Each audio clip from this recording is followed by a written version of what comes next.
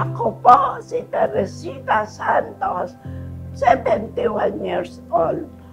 Aktibong miyembro ng OSCA. Laging dumadalo dito sa SM City, Olongapo Central. Naantala ang pagiging aktibo ko sapagkat ako po ay na-stroke.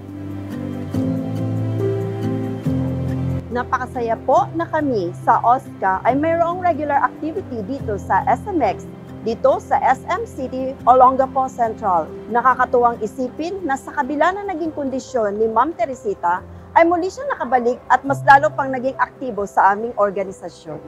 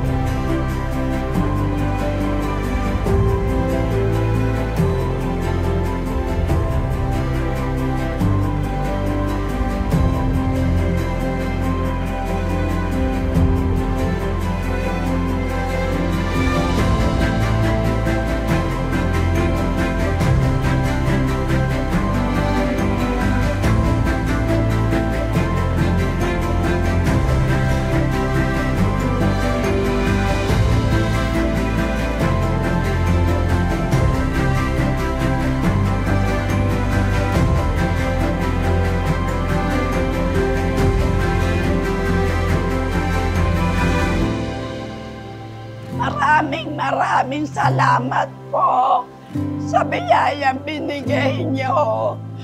Talaga napasaya niyo ako.